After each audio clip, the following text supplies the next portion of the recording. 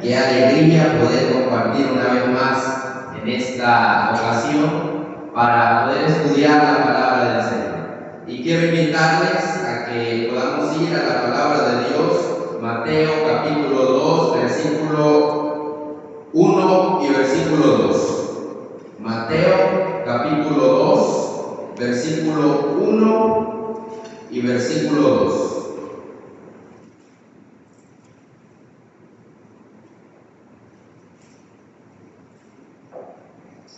¿Lo tenemos? Lo leo desde la versión Reina Valera Contemporánea. Dice así: Jesús nació en Belén de Judea en los tiempos del rey Herodes. En aquel tiempo, unos sabios que venían desde el oriente llegaron a Jerusalén y preguntaron: ¿dónde está el rey de los judíos que ha nacido? Porque hemos visto su estrella en el oriente y venimos a adorar. Vamos a orar. Nuestro Dios y Padre, que moras en las alturas del cielo, gracias porque hoy nos tienes en este lugar. Pudimos haber estado en nuestras casas con nuestras familias, pero tú permitiste que se diera este espacio y este lugar para adorarte, para recordar la ocasión de tu nacimiento y para recordar, Señor, que es necesario buscar. Ayúdanos, Señor, en este estudio, que tu Espíritu Santo nos dirija a todos y nos permita escuchar tu palabra, atender tu voz y ponerla por obra. En el nombre de Jesús. Amén y amén. Mis hermanos, el título del tema de hoy es de sabios buscar a Cristo. Es de sabios buscar a Cristo. Y es que normalmente en estas ocasiones se estudia el nacimiento de Jesús y vemos cómo Jesús nació en aquella ocasión y cómo es necesario que nazca también en nuestro corazón. Y eso es una verdad absoluta. Sin embargo, hoy quiero que nos centremos en estos hombres que dedicaron tiempo para buscar a Jesús. ¿Qué cosas importantes tuvieron estas personas que debemos tener nosotros para poder aplicarlas a nuestra vida espiritual y nuestro crecimiento? Vean, hoy en día vivimos en un mundo donde generalmente utilizamos el GPS para no perdernos. Cuando vamos a una ciudad que no conocemos, buscamos en nuestro teléfono la aplicación, el Waze, para poder ubicarnos correctamente y estar atentos a lo que la voz del Waze nos dice. Y gira a la derecha y gira a la izquierda, y si nos pasamos de donde debemos mirar, entonces nos redirecciona y siempre nos ayuda a llegar al lugar al cual debemos llegar. La guía puede ser correcta, pero ¿saben? La señal puede ser fuerte, pero sin decisión no hay llegada. El asunto es que muchas veces nosotros conocemos cómo llegar, tenemos las herramientas para llegar, pero no nos movilizamos. Y eso pasó con el pueblo de Israel. Tenía el conocimiento, el rey Herodes tenía el poder, pero los sabios que estaban lejos, ellos tenían el deseo. Y aunque tuvieron que recorrer más de 1600 kilómetros para poder llegar a Belén, lo hicieron a pesar de todo. Hermanos, muchas veces eso se desarrolla en nuestra vida espiritual. Hoy podemos tener la Biblia, podemos escuchar sermones, podemos conocer la doctrina, pero incluso podemos conocer dónde está Belén espiritualmente hablando, pero parecemos inmóviles. Conocemos la dirección, pero no hacemos el viaje. En contraste, Mateo capítulo 2 nos presenta a unos hombres que no tenían templo, no tenían sacerdocio judío, no eran parte del pueblo del pacto, pero tenían algo que muchos religiosos han perdido, y es que ellos tenían el corazón deseoso de encontrarse con Jesús. Eso tenían ellos. Y mientras Jerusalén estaba inquieta por unas situaciones políticas que sucedían, estaba inmóvil a pesar de eso. Estos hombres estaban viajando a pesar de la situación difícil que enfrentaba Jerusalén. Mientras Herodes temblaba por miedo a perder su puesto, estos hombres atravesaron todos estos kilómetros para llegar a Jerusalén. Y vean, Mateo nos recuerda una verdad sencilla pero profundamente desafiante. Es de sabios buscar a Cristo. Solamente los sabios tienen esa necesidad de ir al Señor. Y hoy, mis hermanos, vamos a analizar 3 preguntas sobre los sabios de Oriente y extraeremos de ellas lecciones para nuestra vida espiritual. La primera pregunta es: ¿quiénes eran los sabios de Oriente? ¿Quiénes eran realmente? La segunda pregunta que vamos a analizar es: ¿por qué eran considerados sabios? Que la gente y la mayoría de las versiones lo llaman sabios. Hay algunas versiones que lo llaman magos, pero ya vamos a ver un poco de eso. Y la tercera pregunta que analizaremos en esta temática, hermanos, es: ¿qué tenían para ofrecer los sabios? 3 cosas. Empecemos con la primera. ¿Quiénes eran los sabios de Oriente? Mateo capítulo 2, versículo 1 nos dice que Jesús nació en Belén de Judea en tiempos del rey Herodes. En aquel tiempo, unos sabios que venían desde el oriente llegaron a Jerusalén. El Evangelio según San Mateo nos dice que y eso lo dice la mayoría de las versiones, que eran sabios y que venían del oriente. Y la pregunta que ellos venían haciendo era una. Versículo 2 dice: ¿dónde está el rey de los judíos que ha nacido? Esa era la pregunta, ese era el interés de ellos, de estas personas que venían de muy lejos. La palabra que se traduce como sabios proviene de un término griego que es magoi, que es el plural de la palabra mago, y es empleada para designar o para describir a las clases cultas. Es decir, la palabra mago o magoi definía o describe a las clases cultas, a las clases conocedoras. Si bien la palabra mago proviene de esta raíz, los magoi o los sabios no eran magos como hoy se entiende la palabra, porque hoy cuando hablamos de mago creemos que es alguien que realiza o practica la magia, la hechicería y todo eso, pero ese no era el término utilizado en ese tiempo. Magoi tiene varios significados. En el mundo antiguo designaba a los miembros de una casta sacerdotal de sabios astrólogos.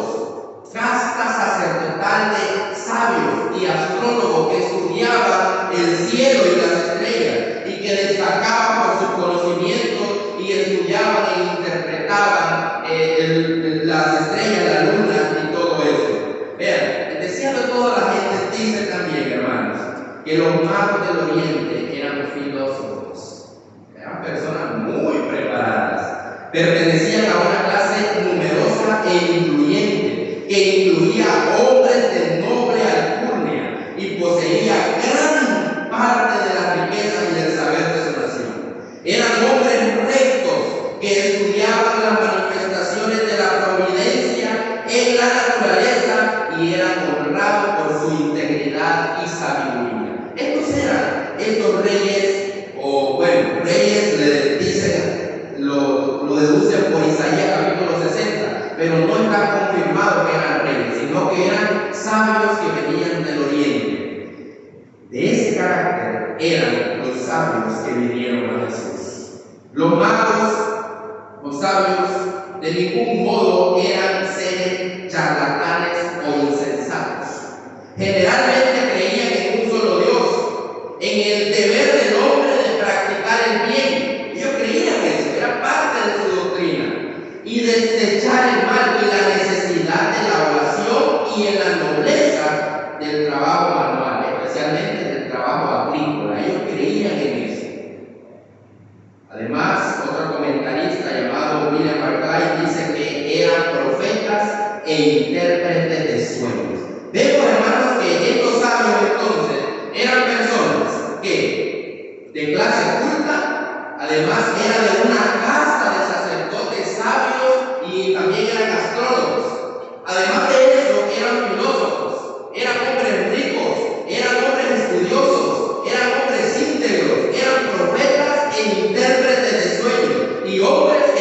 buscaban la verdad. Estos eran los sabios que venían de Oriente.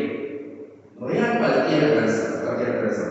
Eran personas muy conocedoras. E incluso, dice William Barclay, eran hombres buenos y santos que buscaban siempre la verdad. Andaban buscando en todo lugar donde encontrar la verdad. Y vean, algunos creen que estos magos que venían de Oriente a Jerusalén, creen que eran de Media o de Persia. Pero hay un pensador llamado Orígenes que creía que los sabios venían de Babilonia, debido a que Daniel estuvo allí en Babilonia y su ejemplo fue muy penetrante en ese lugar, de tal forma que había sabios. Y nosotros leemos Daniel capítulo 2, cuando el rey Nabucodonosor tuvo el sueño, mandó llamar a los sabios, a los astrólogos, a los magos, a los adivinos, y allí entraba este grupo, esta casta de personas pensadores e importantes para aquella nación. Por eso algunos sugieren que eran de Babilonia, otros, como ya dije, piensan que eran de Media o de Persia. El asunto es que ellos tuvieron el deseo de conocer un poco más acerca del Señor. Y como dice un pensador, sabemos muy poco de los magos mencionados en Mateo 2. Sin embargo, por la descripción de sus acciones, sabemos que eran merecedores del calificativo de sabios. Ellos merecían ese calificativo, merecían llamarse así. Y saben, hermano, lo interesante de esta parte, de esta primera pregunta, es que Dios les mostró a los sabios de una manera poderosa en el tema que ellos conocían, a través de una estrella que era el estudio constante de estas personas. Les mostró el mensaje de la salvación, lo cual los redireccionó al estudio de la palabra, que es lo que vamos a ver en la segunda pregunta. Sin embargo, no solo les mandó un mensaje importante a estas personas nobles, sino que cuando leemos Lucas capítulo 2 encontramos que a pastores sencillos, sin alto índice académico, también les llegó el mensaje. Esto es una lección maravillosa, hermanos, porque la palabra de Dios, el Evangelio, no es para un determinado grupo de personas, porque el Evangelio es para cuántos, para todos.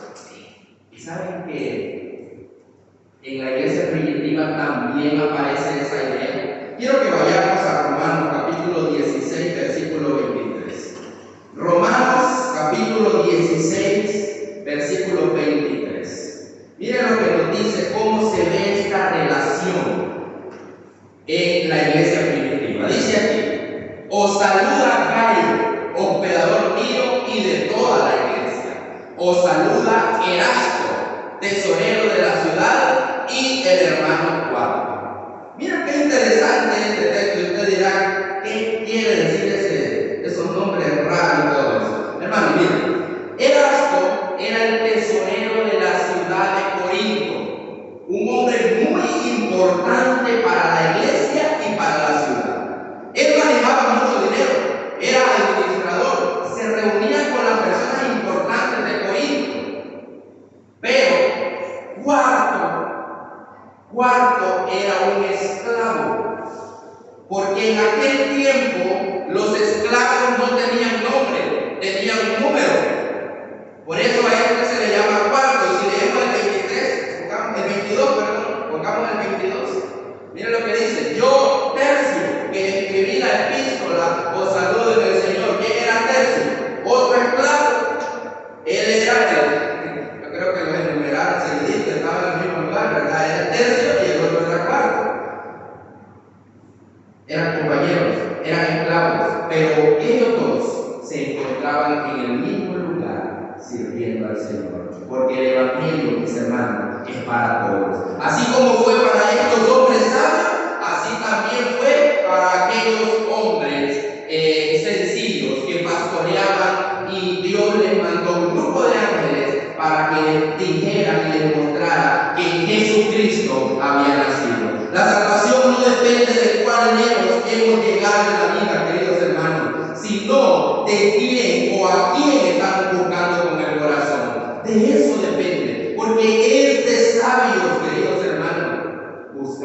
Cristo. Tanto las personas que son conocedoras, que tienen mucha preparación, deben buscar al Señor, así como también aquellas que son poco preparadas académicamente, pero que tienen un gran deseo de conocer al Señor. El Evangelio para todos, y todos debemos ir, porque los sabios de Oriente tuvieron la gran oportunidad de buscar a Cristo en aquella ocasión y no la desaprovecharon. Y nosotros hoy, hermanos, aprovecharemos la oportunidad que Dios nos da de poder encontrarnos con Él y poder tener una relación estrecha con Él. Hoy será una oportunidad nuevamente, así como se abrió para aquellas personas en el tiempo del nacimiento de Jesús. Hoy nosotros tenemos esa oportunidad. Abriremos nuestro corazón, buscaremos al Señor como lo hicieron estos hombres. Es una pregunta que debemos responder de manera personal. Y como dijo un pastor muy conocido, no levante la mano, levante la conciencia. Segunda pregunta: ¿por qué eran considerados sabios? Miren lo que dice Mateo capítulo 2, versículo 2. Y preguntaron: ¿dónde está el rey de los judíos que ha nacido? Porque hemos visto ¿el qué? Su estrella en el oriente y venimos a adorarlo. El deseo de todas las gentes nos dice que mientras estos sabios estudiaban los cielos y trataban de escudriñar lo oculto en esas brillantes luces, contemplaban la gloria del Creador. Y esa es la revelación general, hermanos, porque los cielos hablan de qué? De la gloria de Dios, y el firmamento anuncia la obra de la mano del Señor. Entonces, al contemplarla el cielo, los sabios lo que hacían era conocer más de Dios, pero esa es la revelación general. Pero mira lo que dice: buscando un conocimiento más claro, se dirigieron a las escrituras hebreas, y en su propia tierra se conservaban escritos proféticos que predecían la llegada de un maestro divino. ¿Por qué será que en la propia tierra de estos hombres de Oriente tenían escrituras hebreas? Hermanos, es que en Números capítulo 24, versículo 17, nosotros encontramos la profecía de Balaam. Balaam es considerado uno de estos sabios, de estos magos que estamos estudiando hoy, y él pronunció en una de sus profecías, Números 24, 17, saldrá estrella de Jacob, dijo él. Y además, como ya dijimos anteriormente, es posible que Daniel hubiese impartido el mensaje y la profecía que se encuentra en Daniel 9, 25 y 26 de las 70 semanas. Ellos la tenían claro, la tenían allí presente, y al estudiar eso en las escrituras hebreas pudieron recordar o pudieron llegar a la conclusión de que la venida del Mesías que anunciaban esos escritos estaba llegando. Y por eso, hermanos, ellos emprendieron el camino. Y vean qué importante, voy a resaltar esto: ellos recurrieron a la palabra de Dios antes de iniciar su viaje. Miren lo que pasa más adelante. La Biblia señala que los sabios habían visto su estrella en el oriente, y no era una estrella fija ni un planeta. El fenómeno excitó el mayor interés de ellos. Esta estrella era un grupo distante de resplandecientes ángeles, pero los sabios lo ignoraban. Sin embargo, tenían la impresión de que la estrella era de especial importancia para ellos. Los sabios habían recibido con gratitud la luz de la verdad enviada por el cielo. Ahora esa luz se derramaba sobre ellos en rayos más brillantes, y en sueños ellos recibieron la instrucción de ir en búsqueda del príncipe recién nacido. Y vean, hermanos, cuando esa estrella salió, fue en ocasión del nacimiento de Jesús. Es decir, si tuvieron que recorrer 1600 kilómetros, algunos comentaristas sugieren que cuando los sabios de Oriente llegaron, Jesús ya tenía aproximadamente 40 días, o ya había pasado, porque si usted nota, el versículo 9 de Mateo 2 dice, el versículo cuando entraron en la casa. O sea que no es que, y al entrar en la casa, decía él, no estaba en pesebre, no estaba envuelto en pañales, ya estaba en una casa. Recordemos que José era carpintero y pudo fácilmente hacer una casa o incluso llegar y alquilar una, porque cuando llegaron a Belén, todas las posadas estaban llenas porque era tiempo de empadronamiento. Pero en esta ocasión, cuando llegaron los sabios de Oriente, ya estaba libre. Por lo tanto, es posible, mis hermanos, que ya cuando ellos llegaron, ya Jesús estaba más grandecito, ya tenía más de 40 días. Estos hombres, hermanos, escudriñaban, observaban y pensaban, pero no se quedaron en la teoría. Cuando entendieron que algo extraordinario estaba ocurriendo, se pusieron en marcha. Su conocimiento los llevó a la acción. Y aquí hay una lección profunda para nosotros, hermanos. La verdad no nos mueve, que no nos mueve, no nos transforma. Si la verdad no nos mueve, si la verdad no nos lleva a la acción, no nos va a transformar. Podemos tener un mensaje maravilloso como iglesia bendita del séptimo día, hermano, pero si no pasamos a la acción, esto no nos sirve de mucho, solo de conocimiento.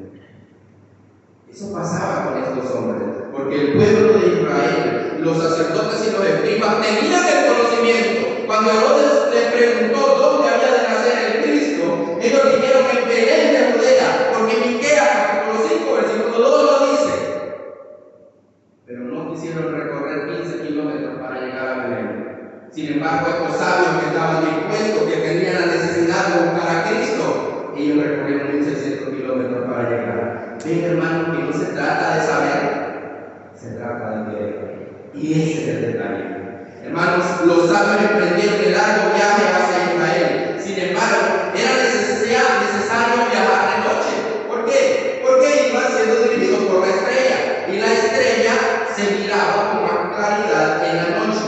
Pero los viajeros pasaban el tiempo repitiendo sus dichos tradicionales y los oráculos proféticos relativos a aquel a quien buscaban. Y vean esta frase. Este es el deseo de toda la gente en la página 42. En cada descanso escudriñaban las profecías y se afirmaban en ellos la convicción de que eran guiados divinamente. ¿Recuerdan qué hicieron cuando vieron salir la estrella? Ir a qué? A las escrituras hebreas. Mientras iban en el camino rumbo a Jerusalén, ¿qué iban haciendo cuando descansaban? Abrían las escrituras y estudiaban las profecías para reafirmar su creencia. Esto hacían estos sabios. Recuerden que estamos estudiando la pregunta ¿por qué eran considerados sabios? ¿Ya van captando la idea? ¿Por qué eran considerados sabios? Estudiaban las escrituras al principio de su proyecto, estudiaban las escrituras durante su proyecto, y vamos a ver qué pasó cuando ellos llegaron. Porque el viaje que fue largo, para ellos fue feliz, porque iban buscando a Dios, iban buscando lo que Dios mismo les había dado. Y es interesante notar, hermanos, que la estrella no los llevó directamente hasta Belén. ¿Podía Dios llevarlos directamente hasta Belén? Claro, si los había dirigido desde Oriente, claro que los podía haber llevado directo a Belén. Sin embargo, primero nos condujo a Jerusalén y allí fue necesario acudir nuevamente a la Escritura. ¿Qué fue lo que pasó con Herodes cuando él se turbó y se asustó porque creyó que era un complot para quitarle el reino? Es lo que dice Mateo capítulo 2, versículo 3. Pero si notan el versículo 4, Herodes manda llamar a los escribas y los saduceos, pero los sacerdotes, para preguntarle ¿cuándo es que van a ser Jesús? ¿Cuándo es que van a ser el Cristo, perdón? Y entonces mira lo que dice el versículo número 5. Ellos dijeron en Belén de Judea, porque así está escrito por el profeta. Versículo 6. Y tú, Belén, de la tierra de Judá, no eres más pequeña entre los príncipes de Judá, porque de ti saldrá un guiador que apacentará a mi pueblo Israel. Hermanos, llegaron a Jerusalén estos sabios y allí consultaron el qué cosa, las escrituras. Escrituras. ¿Por qué eran sabios estos hombres, hermanos? Porque escudriñaban las Escrituras. ¿Cómo podemos ser sabios nosotros entonces? Escudriñando las Escrituras. Hermanos, los sabios unieron la revelación general, la naturaleza, lo que Dios habla a través de los cielos, todo lo que existe, con la revelación especial. La estrella lo puso en el camino, pero la palabra de Dios lo dirigió correctamente. Puede ser que la naturaleza nos dé indicios de cómo encontrar a Jesús, pero es la palabra de Dios la que nos mostrará cómo salvarnos, cómo tener una relación más estrecha con Él. Esto nos enseña que ninguna experiencia, ningún sentimiento, ninguna señal puede reemplazar la autoridad de la palabra de Dios, mis hermanos. Y vean lo que dice, hermanos, 2 Timoteo 3:15. Mientras lo encontramos, dice: si nosotros escudriñamos la Biblia, como lo hicieron estos sabios, podremos reconocer quién es Jesús mientras avanzamos en este mundo, y reconoceremos también que su regreso es inminente. Y si escudriñamos en la Biblia, reconoceremos al Salvador y a la vez seremos sabios. Miren lo que dice 2 Timoteo 3:15. Y desde la niñez has sabido las sagradas Escrituras, las cuales te pueden hacer ¿qué? Sabio para la salvación por la fe que es en Cristo Jesús. Las sagradas Escrituras nos pueden hacer sabios para la salvación. Eso es lo que Dios quiere. Estos hombres, además de su amplio conocimiento, eran sabios porque seguían la Escritura, escudriñaban la palabra de Dios y ella los guiaba hasta llegar al lugar donde debían llegar. Nosotros debemos llegar a la patria celestial. Pronto tendremos un encuentro con Jesús y necesitamos, hermanos, estar sabidos, estar conociendo la palabra de Dios a cada momento. Pasemos al tercer punto, mis hermanos, y el final. Vean, versículo 11 de Mateo 2.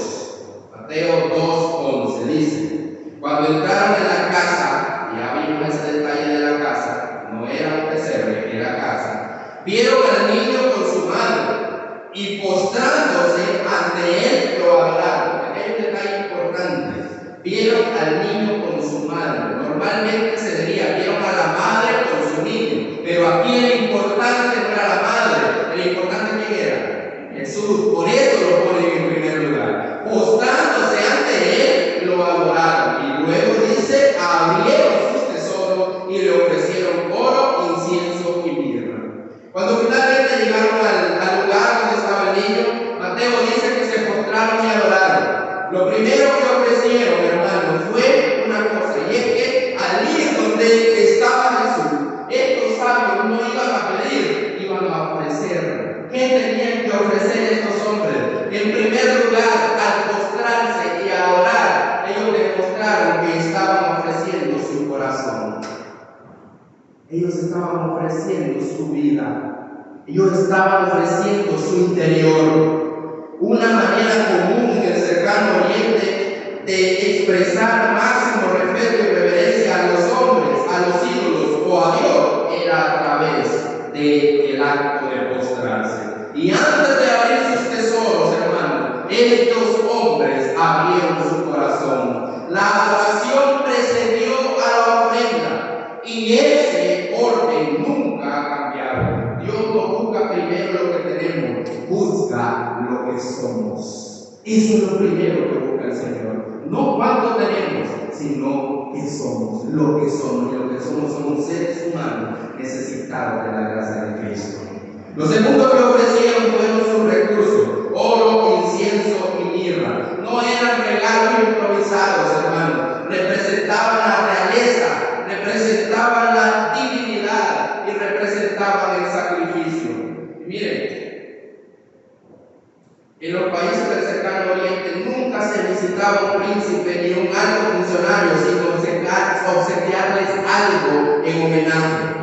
Y los dones ofrecidos por los sabios representaban una verdadera riqueza y sin duda resultaron muy útiles cuando la joven familia tuvo que refugiarse en Egipto debido a la persecución que causó Herodes debido a su paranoia. Los magos habían estado entre los primeros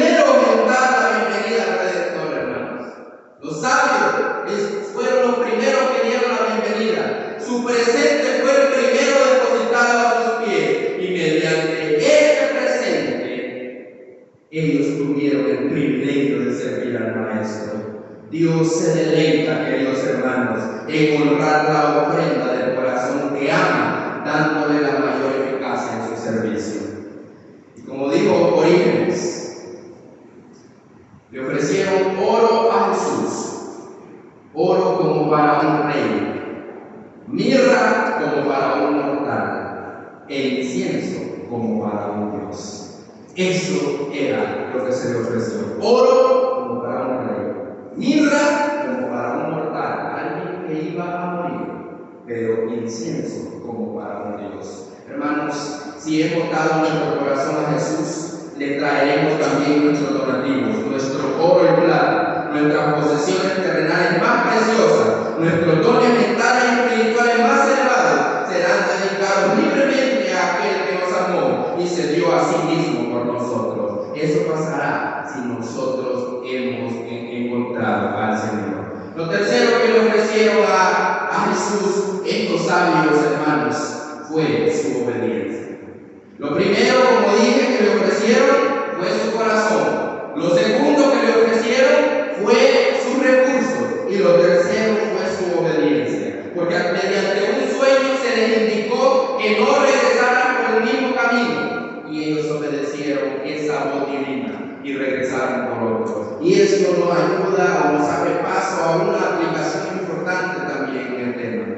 Cuando nosotros conocemos a Jesús, queridos hermanos, nunca vamos a regresar por el mismo camino. Siempre vamos a buscar una forma de honrar a Dios obedeciéndole conforme lo que Él nos ha mandado. En conclusión, queridos hermanos, los sabios de Oriente nos recuerdan que el Evangelio es para ¿cuántas personas? Para todos. Dios llamó tanto a pastores sencillos como a hombres cultos y extranjeros, mostrando que la salvación no depende de la posición ni de cuánto sepamos, sino de quién estamos buscando, queridos hermanos, con el corazón. Segundo, estos hombres fueron sabios, no porque se quedaron con el conocimiento, escudriñaron la naturaleza, pero acudieron a las Escrituras y obedecieron la dirección divina. La estrella los puso en camino, pero fue la palabra de Dios fue la palabra de Dios la que los condujo correctamente hasta Cristo. Y número 3, cuando llegaron a Jesús, se postraron, lo adoraron y le ofrecieron su corazón, sus recursos y su obediencia. Su encuentro con Cristo cambió su ruta, porque nadie puede encontrarse verdaderamente con Jesús y seguir viviendo igual. Hermanos, hoy ese mismo Cristo al cual fueron a buscar aquellos sabios nos está llamando. Hoy es un momento especial para considerar ese mismo llamado. Si la salvación no depende de quiénes somos, sino de a quién buscamos, la pregunta es: ¿aprovecharemos, hermanos, esta oportunidad para encontrarnos nuevamente con Jesús? Segundo, si la verdadera sabiduría está escudriñando de esa palabra de Dios, entonces ¿estamos dejando que la Biblia guíe nuestra vida y nuestras decisiones? Y tercero, y si los sabios ofrecieron su corazón, sus recursos y la obediencia, entonces la pregunta final es: ¿qué estamos dispuestos a ofrecer hoy? ¿Qué estamos dispuestos a ofrecer, queridos hermanos? Recuerden, los sabios buscan a Cristo. Es sabio buscar a Cristo. ¿Quién quiere decir al Señor: Señor, yo te voy a buscar, yo voy a estudiar tu palabra y yo quiero entregar mi corazón, mis recursos y mis talentos? ¿Quién quiere decir eso? Gloria a Dios.